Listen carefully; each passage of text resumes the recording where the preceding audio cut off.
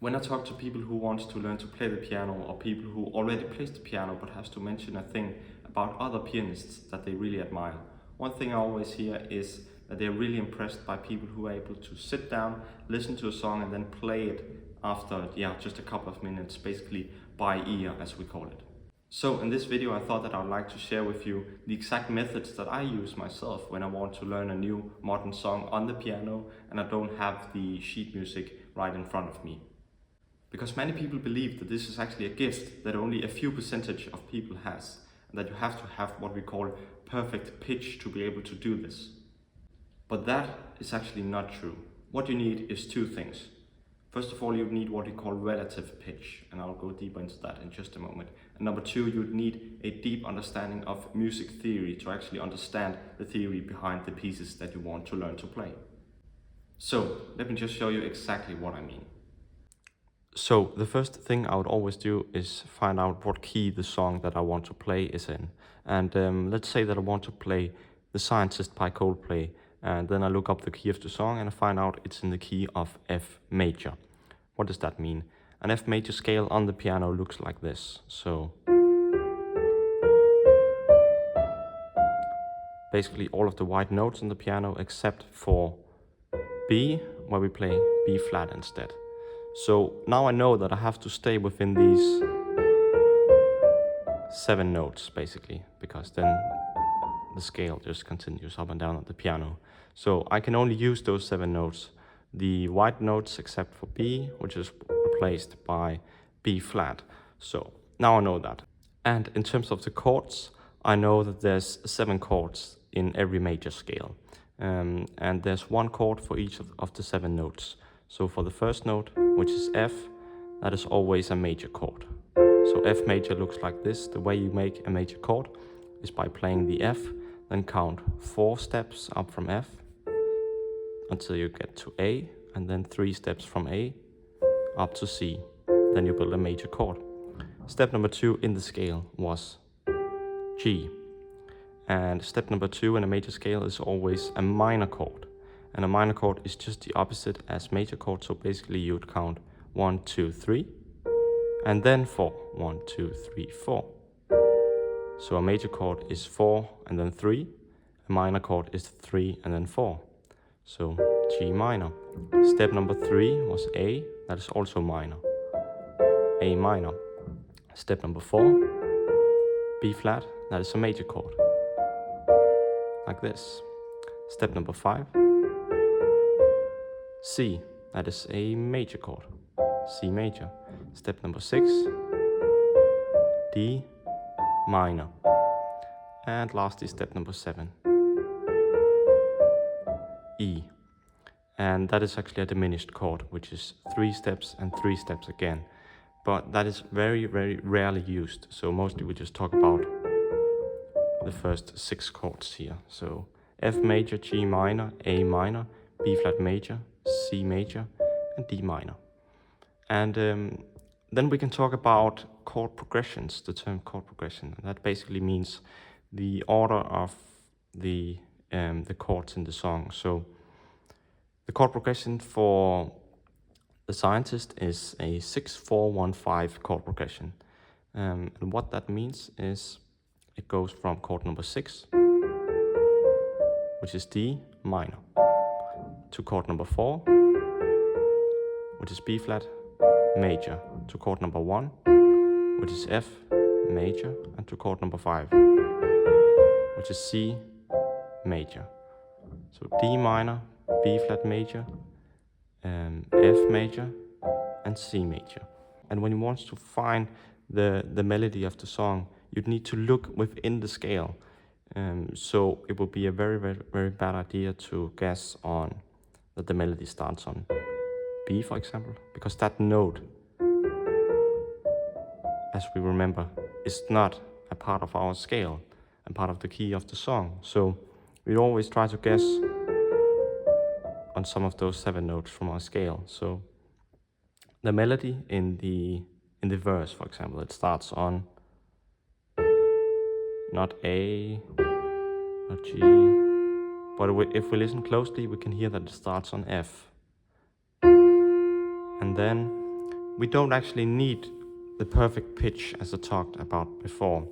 We just need what we call relative pitch. So we would just listen to the song and say, okay, we start on F here, and the next melody note is higher pitched than the F. So it would have to be going to the right on the piano. So it would have to be one of the next notes from the scale. So we could just try one. We cannot try B, for example, or this black note here because it's not a part of our scale. So we could try A. No. Maybe G. Yes, that sounds right. And then it goes back to F, we can hear, and then it jumps a long way up in our scale, maybe to... No. Oops, that one is not in our scale. Yeah, that sounds right. Then it goes down. No. Yes, to A. Okay. So basically the melody in the verse goes, and then we could add the chords in our left hand. So the first chord was D minor.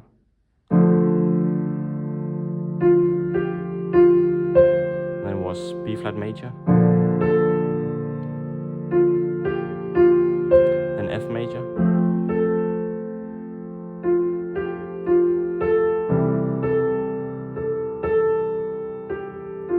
It's just a minor detail with the C major chord in the end. It actually uses F instead of C. So like this.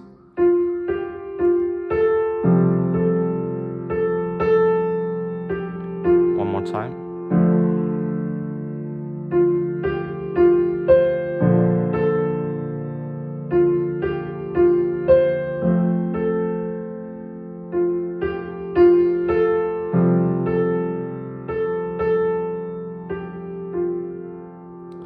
But now I might think, well, how do I find out that the chord progression of the song is the 6, 4, 1, 5? Well, you can of course look up chord progression of the scientist, but you can also use some other tools. You can use your ear, basically by guessing on a note from the scale in your left hand. So it sounds okay, but not quite right. Yeah, not the first one. That sounds right. No, not really.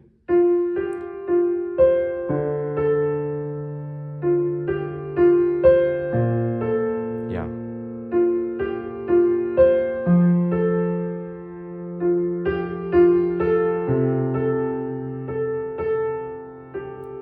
So basically just finding the root notes of the chords. So D is the root note of the first chord. And when you have that D, you can just add the other notes of the D minor chord, which was step number 6 in our scale. So another thing you could do if the chord progression is much more complicated than in this song is by using one of 2 tools. There's a tool called Chordify, and there's a tool called Tabs Ultimate Guitar. Those 2 you can look up every song that you want, and you can find the chords of the song, and then basically just sit down on the piano and find the chords and play them together with the melody that you can then listen to by ear when you know the key of the song. So let's say that you find out that a song uses the chords E major. That would be E plus 4 plus 3. So maybe it starts on E major. And you also know that the song is in the key of A major. A major scale looks like this. And by the way, if you don't know how to make major scales yet, I would highly recommend you to look that up so that you can make every major scale on the piano. But now you know what keys